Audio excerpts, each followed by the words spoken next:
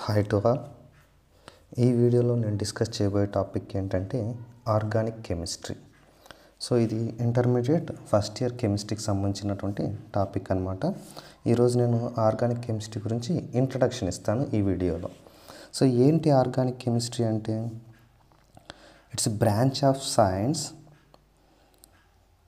The branch of science or chemistry, branch of chemistry which deals with organic compounds. Organic compounds గురించి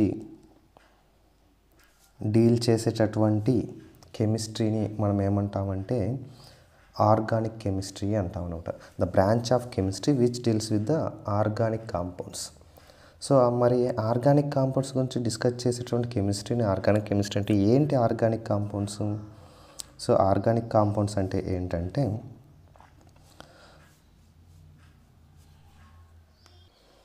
hydrocarbons and their derivatives. Hydrocarbons and their derivatives are called organic compounds. Organic compounds అంటే ఏంటండి? Hydrocarbons వాటి derivatives అన్నిటిని మనం ఏమంటామంటే organic compounds అంటాం. So ఈ organic compounds నుంచి డిస్కస్ చేసే కెమిస్ట్రీని ఆర్గానిక్ కెమిస్ట్రీ అంటాం. మరి ఏంటి హైడ్రోకార్బన్స్ అంటే? హైడ్రోకార్బన్స్ అంటే hydrates of carbon. Hydrates of carbon. Carbon యొక్క హైడ్రేట్స్ని మనం హైడ్రోకార్బన్స్ అంటాం. అంటే ఇందులో ఏముంటాయంటే కార్బను అండ్ హైడ్రోజన్ యాటమ్స్ ఉంటాయన్నమాట. కార్బన్ అండ్ హైడ్రోజన్ యాటమ్స్ మాత్రమే ఉంటే అలాంటి వాటిని మనం ఏమంటామంటే హైడ్రోకార్బన్స్ అంటాము. వాటిని హైడ్రేట్స్ ఆఫ్ కార్బన్ అని కూడా అంటాం అనమాట. So hydrates of carbon are nothing but carbon and hydrogen containing compounds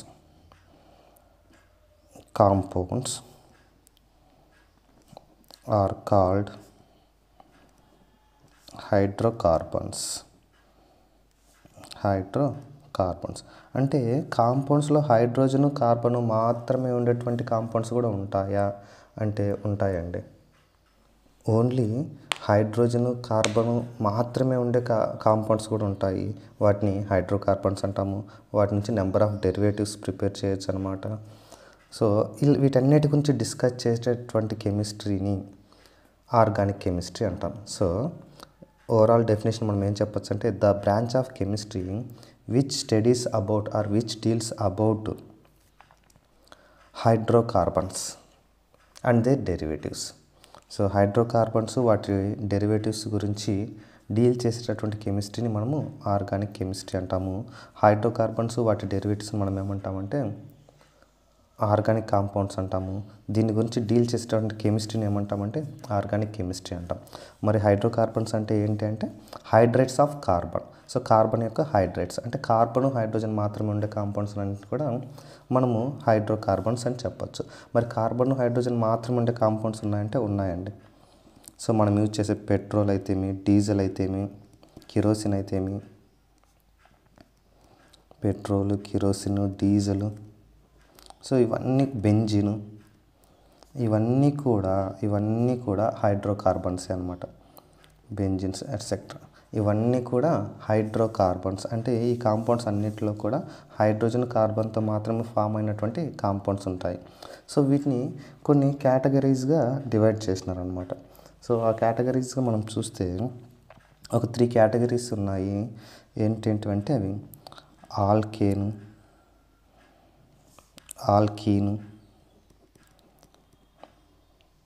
ఆల్కైను, ఇలా 3 కేటగిరీస్గా డివైడ్ చేశారండి వీటిని హైడ్రోకార్బన్స్ని. సో హైడ్రోకార్బన్స్ని ఆల్కీను, ఆల్కైను అనే 3 కేటగిరీస్గా డివైడ్ చేశారు. 3 గ్రూప్స్గా డివైడ్ చేశారనమాట. మరి ఆల్కేన్ అంటే ఏంటంటే ఇట్స్ ఏ హైడ్రోకార్బన్. ఇది ఒక హైడ్రోకార్బన్. మరి కార్బన్ హైడ్రోజన్ మాత్రమే ఉంటాయన్నమాట. అంటే ఈ ఆల్కేన్స్ అనే కాంపౌండ్స్లో కార్బన్ ఉంటుంది, హైడ్రోజన్ ఉంటుంది. మరి వీటి రేషియో ఎలా ఉంటుందంటే కార్బన్ యాటమ్స్ n కనుక ఉంటే హైడ్రోజన్ యాటమ్స్ n+2 ఉంటాయండి. అంటే ఇది జనరల్ ఫార్ములా ఆల్కేన్స్కి. అదే ఆల్కీన్స్కి కార్బన్ యాటమ్స్ n ఉంటే హైడ్రోజన్ యాటమ్స్ 2n ఉంటాయండి. అదే ఆల్కైన్స్కి కార్బన్ యాటమ్స్ n ఉంటే హైడ్రోజన్ యాటమ్స్ 2n-2 ఉంటాయండి. సో ఒకసారి చూడండి, ఇక్కడ చిన్న correction. So Cn H2n. So hydrogen atoms ఎన్ని ఉంటాయంటే కార్బన్ యాటమ్స్కి డబల్గా 2n+2 ఈ ఫార్ములాలో ఆల్కేన్స్ ఉంటాయి. ఈ కాంపౌండ్స్, ఈ హైడ్రోకార్బన్స్ CnH2n ఫార్ములా ప్రకారము ఆల్కీన్స్ ఉంటాయి. CnH2n-2 ప్రకారము ఆల్కైన్స్ ఉంటాయి. మరి ఏంటని ఒకసారి చూస్తే సపోజ్ కార్బన్ ఒకటి ఉంది అనుకోండి, హైడ్రోజన్స్ అప్పుడు ఎన్ని అవుతాయి? సో 2 × 1 2 + 2 అంటే 4 అవుతాయి. అదే కార్బన్స్ 2 ఉన్నాయి అనుకోండి, 2 × 2 4 + 2 అంటే 6 అవుతాయి. అదే కార్బన్స్ 3 ఉన్నాయి అనుకోండి, 2 × 3 6 + 2 8 అవుతాయి. సో ఇలా ఆల్కేన్ కాంపౌండ్స్ అన్నీ ఫామ్ అవుతాయి. చూడండి, ఇప్పుడు మనం రాసినటువంటి ఈ కాంపౌండ్స్లో కార్బన్ హైడ్రోజన్ మాత్రమే ఉన్నాయి. ఈ కాంపౌండ్స్లో ఇవన్నీ కూడా హైడ్రోకార్బన్సే. ఈ పెట్రోల్, కిరోసిన్, డీజిల్ ఇవి కూడా హైడ్రోకార్బన్సే, ఇవి హైడ్రోకార్బన్సే. సో ఏ కాంపౌండ్స్లో అయితే కార్బన్ హైడ్రోజన్ మాత్రమే ఉంటుందో వాటిని హైడ్రోకార్బన్స్ అంటాము. సో ఇన్ ద సేమ్ వే ఈ ఆల్కీన్స్ కనుక చూస్తే దీంట్లో కాంపౌండ్స్కి ఈ కాంపౌండ్స్ చూస్తే సో కార్బన్ 1 ఉంది అంటే అప్పుడు హైడ్రోజన్ ఇది 1 ఉందంటే 2 × 1 అవుతుంది. సో అప్పుడు H2 అవుతుంది. సో CH2 అనేది ఇంపాసిబుల్ కాంపౌండ్, ఇది నాట్ పాసిబుల్ కాంపౌండ్, ఇది జరగదన్నమాట. ఎందుకు జరగదంటే ఒక కార్బన్కు 4 బాండ్స్ని ఫామ్ చేసే కెపాసిటీ ఉంటుంది ఒక కార్బన్కి. కానీ ఇక్కడ ఒక్కొక్క హైడ్రోజన్తో ఒక్కొక్క బాండ్, అంటే 2 హైడ్రోజన్తో 2 బాండ్లు మాత్రమే ఫామ్ అవుతున్నాయి, ఇంకో 2 బాండ్స్ ఫామ్ కావడం లేదు. సో ఇది నాట్ పాసిబుల్ కాంపౌండ్ అన్నమాట. అంటే ఆల్కిన్స్లో CH2 అనేది ఉండదు. అంటే ఒక కార్బన్తో ఫామ్ అయ్యేటువంటి ఆల్కిన్ కాంపౌండ్ ఉండదన్నమాట. అదే C2 కనుక మనం చూస్తే 2 కార్బన్లు పెట్టుకుంటే 2 × 2 4 C2H4 ఇది ఉంటుందన్నమాట. So C2H4 possible. అదే C3 చూస్తే 3 6 C3H6 పాసిబుల్. ఇవన్నీ కూడా ఆల్కీన్స్ అన్నమాట. అలాగే ఆల్కైన్స్లో కూడా చూస్తే మనము C1 అనుకుంటే ఇది 1 అనుకుంటే 2 × 1 అంటే 2 - 2 2 అంటే H అనేది 0 అనమాట. CH 0 అంటే ఒక కార్బన్ మాత్రం ఉంది, హైడ్రోజన్స్ లేవు. సో ఇది కూడా నాట్ పాసిబుల్ కాంపౌండ్. అదే 2 కార్బన్లు పెట్టుకుంటే C2 2 × 2 4 - 2 అంటే 4 - 2 అంటే 2 C2H2 ఇది పాసిబుల్. అలాగే C3 చూసుకుంటే C3 2 × 3 6 - 2 అంటే C3H4. ఇలా కాంపౌండ్స్ను ఆల్కైన్స్ మనము రాయొచ్చు అనమాట. సో ఆల్కేన్స్ రాసాం, ఆల్కీన్స్ రాసాం, ఆల్కైన్స్ రాసాం. మరి ఆల్కేన్ ఆల్కైన్ అని చెప్తున్నాం కదా, ఇవన్నీ హైడ్రోకార్బన్స్ అని చెప్తున్నాం కదా, వాటి జనరల్ ఫార్ములా చూసాం. జనరల్ ఫార్ములా ప్రకారం కొన్ని కాంపౌండ్స్ కూడా మనం రాసామన్నమాట. వీటన్నిటిలో కూడా కార్బన్ హైడ్రోజన్ మాత్రమే ఉన్నాయి కాబట్టి వీటన్నిటిని హైడ్రోకార్బన్స్, ఆర్గానిక్ కాంపౌండ్స్ మనం చెప్తున్నాం. మరి వీటికి నేమ్స్ ఎలా అంటే దీనికి మనకు ఇంటర్మీడియట్ ఫస్ట్ ఇయర్ కెమిస్ట్రీలో IUPAC అనే నామన్క్లేచర్ ఉందన్నమాట. దాని ప్రకారము ఈ కొన్నిటికి నేను చెప్తాను చూడండి. ఒక కార్బనే ఉంటే ఏదైనా ఒక కాంపౌండ్లో ఒక కార్బనే ఉండి అన్ని సింగిల్ బాండ్స్ ఉంటాయి. సో ఒక కార్బన్ ఉండి అన్ని సింగిల్ బాండ్స్ ఉంటాయి. సో సింగిల్ బాండ్స్ కూడా పక్కన పెట్టండి. ఒక ఆర్గానిక్ కాంపౌండ్లో ఒక కార్బన్ ఉంటే దాన్ని మిత్ అంటాం. 2 కార్బన్లు ఉంటే ఇత్ అంటాం. 3 కార్బన్లు ఉంటే ప్రోప్ అంటాం. Myth, ఇత్, prop. 4 ఉంటే బ్యూటు, 5 ఉంటే పెంటు, 6 ఉంటే హెక్స్. ఇవన్నీ కూడా నామన్క్లేచర్ చెప్పేటప్పుడు డీటెయిల్గా చెప్తానమాట. అలాగే ఇక్కడ కూడా అంతే. దీంట్లో మిత్ కాంపౌండ్ లేదు, ఇంకా డైరెక్ట్ ఇత్ కాంపౌండ్ ఉంది, ప్రోప్ కాంపౌండ్ ఉంది. ఇక్కడ కూడా అంతే, మిత్ లేదు, ఇత్ ఉంది, ప్రోప్ ఉంది. అంటే ఒక కార్బన్ ఉంటే మిత్, 2 కార్బన్లు ఉంటే ఇత్, 3 కార్బన్లు ఉంటే ప్రోప్. మరి అన్నిట్లో కూడా మిత్తు ఇత్తు ప్రొప్పులు కనపడుతున్నాయి మనకు. మరి వాటిని ఎట్లా డిఫరెన్షియేట్ చేయాలంటే అది ఈ ఫార్ములా ప్రకారం ఉంటే CnH2n+2 ఫార్ములా ప్రకారం ఉంటే అది ఆల్కేన్ కాంపౌండ్ కాబట్టి ఈ మిత్తుకు సఫిక్స్లో ఈ ఏన్ అనేది యాడ్ చేస్తాం. ఆల్కేన్ కాబట్టి ఆ ఏన్ అనేది యాడ్ చేస్తాం. మిత్తుకు సఫిక్స్లో ఏన్ అనేది యాడ్ చేస్తాం, అప్పుడు అది మిథేన్ అవుతుంది. అదే ఇత్తుకు సఫిక్స్లో ఏన్ అని యాడ్ చేస్తాం, అప్పుడు అది ఇథేన్ అవుతుంది. ప్రొప్కు సఫిక్స్లో ఏన్ అని యాడ్ చేస్తాం, అప్పుడు అది ప్రొపేన్ అవుతుంది. అంటే ఆల్కేన్స్ అన్నీ కూడా ends with suffix ane, methane, ethane, propane, butane, pentane, hexane, heptane అలా వస్తుంటాయి అన్నమాట. ఇన్ ద సేమ్ వే ఆల్కేన్స్కి కూడా అంతే. సో దీంట్లో సఫిక్స్ ఈన్ ఉంది కాబట్టి ఆ ఇన్ ఇక్కడ యాడ్ చేస్తామన్నమాట, అప్పుడు ఇది ఇథీన్ అవుతుంది, ప్రొపీన్ అవుతుంది. ఇలా ఈ నీన్ వచ్చే కాంపౌండ్స్ అన్నీ కూడా ఆల్కీన్స్ అనమాట. ఇన్ ద సేమ్ వే ఇది ఐన్ అనమాట, ఆల్కైన్. అంటే ఇక్కడ ఇత్తుకు ఐన్ యాడ్ చేస్తాం, ఇథైన్. ఇక్కడ ప్రొప్కు ఐన్ యాడ్ చేస్తాం, ప్రొపైన్, బ్యూటైన్, పెంటైన్, ఇలా ఐన్ అని యాడ్ చేస్తుంటాం అనమాట. అవన్నీ ఆల్కైన్స్ అనమాట. సరే, ఇవన్నీ మనం ఎందుకు చెప్పామంటే just for introduction about organic compounds. So organic compounds అంటే ఏంటో కదా, ఈ హైడ్రోకార్బన్స్ అనమాట. ఈ హైడ్రోకార్బన్స్ వాటి డెరివేటివ్స్ అన్నీ కూడా ఆర్గానిక్ కాంపౌండ్స్. వాటి గురించి స్టడీ చేసే కెమిస్ట్రీనే మనం ఏమంటామంటే ఆర్గానిక్ కెమిస్ట్రీ అంటాం. సరే, ఈ వీటిలో నేను ఇక్కడ చెప్పడానికి ఇంపార్టెంట్ రీజన్ ఏంటంటే వీటిల్లోంచి ఒక్కొక్క దాని గురించి మనకు 8 మార్క్స్ క్వశ్చన్స్ అయితే సిలబస్లో ఇవ్వడం జరిగింది.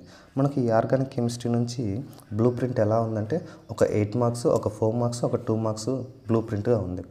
సో 8 మార్క్స్ క్వశ్చన్స్ 4 ఉన్నాయన్నమాట. ఆల్కేట్ నుంచి ఒక 8 మార్క్స్ క్వశ్చన్, ఆల్కిన్ నుంచి ఒక 8 మార్క్స్ క్వశ్చన్, ఆల్కైన్ నుంచి ఒక 8 మార్క్స్ క్వశ్చన్, తర్వాత బెంజిన్ నుంచి ఒక 8 మార్క్స్ క్వశ్చన్, ఇలా 4 8 మార్క్స్ క్వశ్చన్స్ ఉన్నాయన్నమాట. మరి ఆల్కేన్ నుంచి మనకు అడిగేటువంటి 8 మార్క్స్ క్వశ్చన్ ఏంటంటే మిథేన్, CH4. సో ఎలా అడుగుతారంటే మిథేన్ యొక్క ప్రిపరేషను, దాని ప్రాపర్టీస్.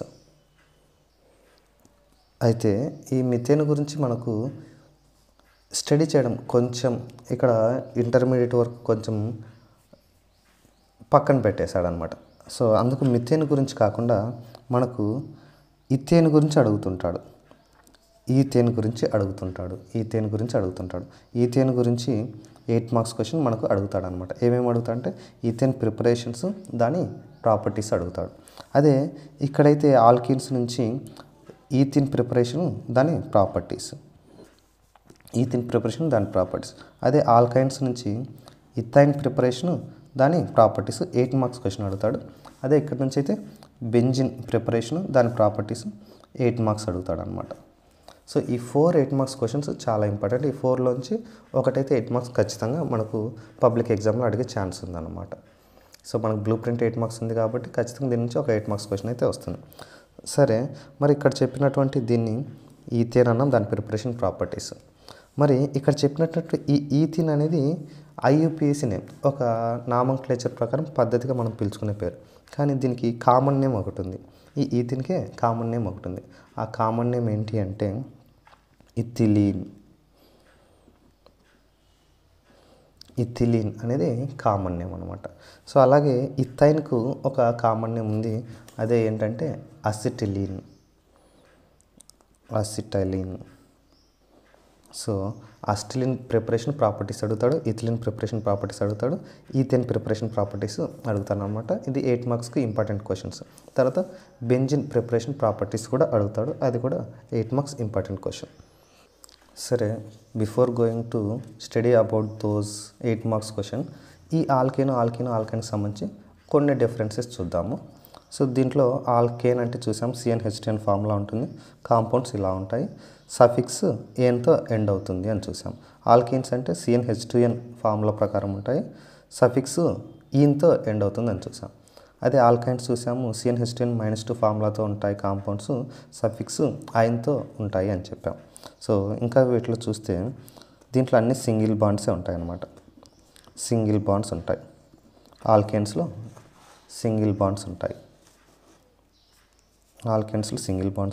ఆల్కేన్స్లో డబుల్ బాండ్స్ ఉంటాయి, ఆల్కైన్స్లో ట్రిపుల్ బాండ్స్ ఉంటాయి. సో ఈథేన్ C2H6 ఒకసారి చూస్తే ఎలా ఉంటుందంటే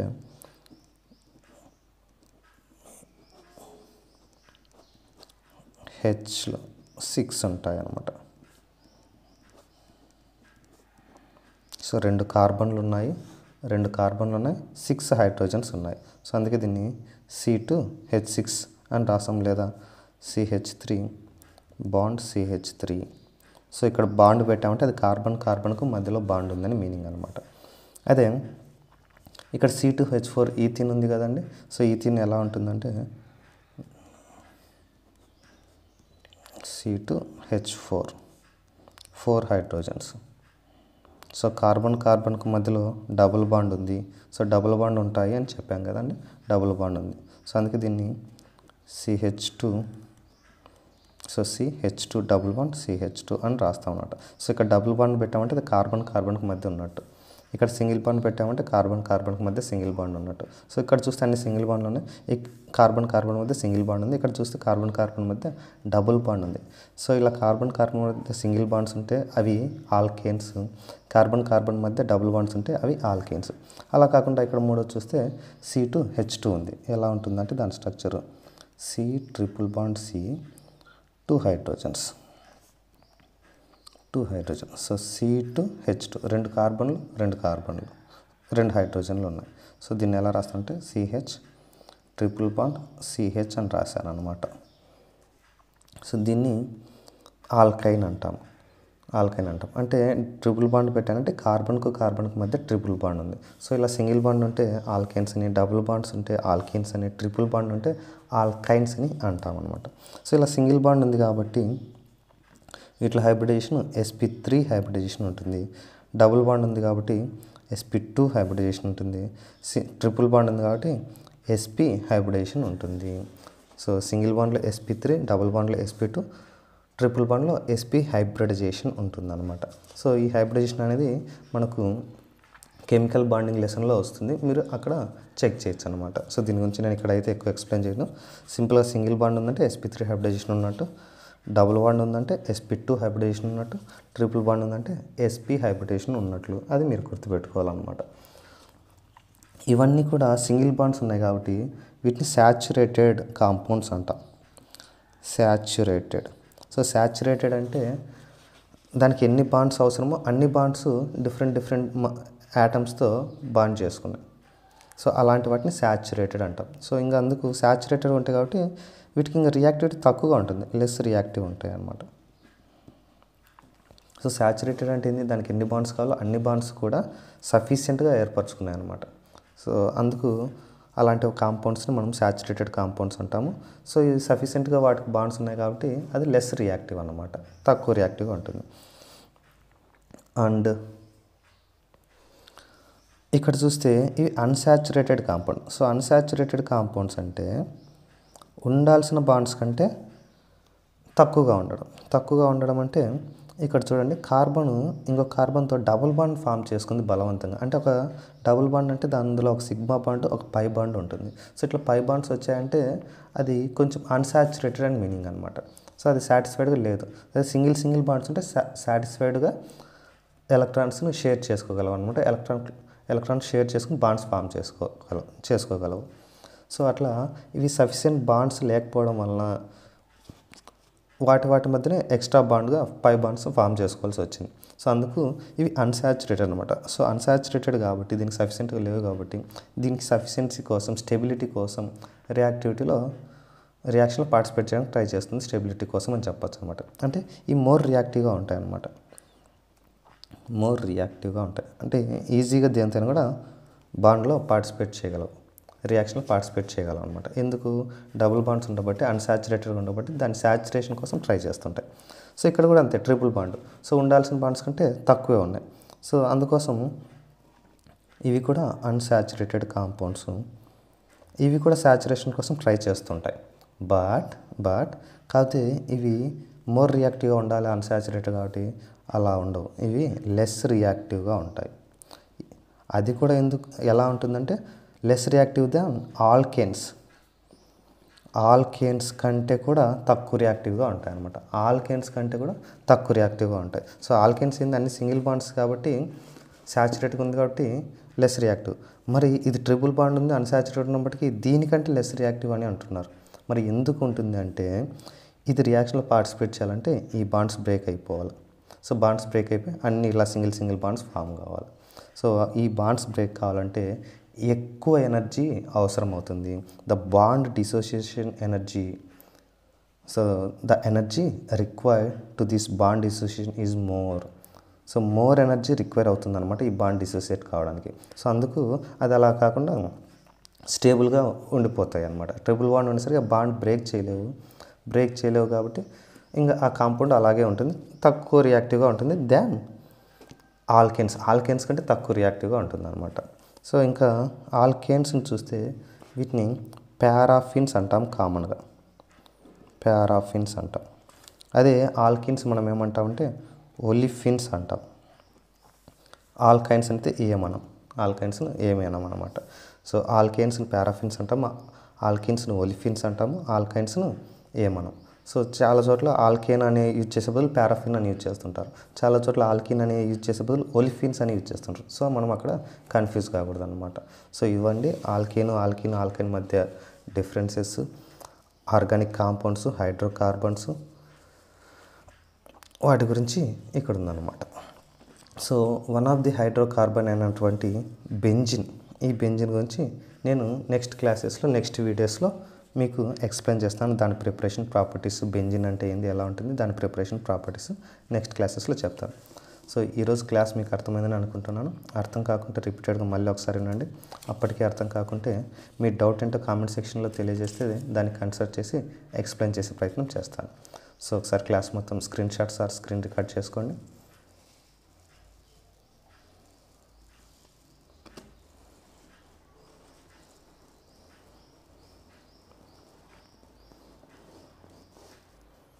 ఓకే, ఈరోజు క్లాస్ మీకు అర్థమైందని అనుకుంటున్నాను. Thank you.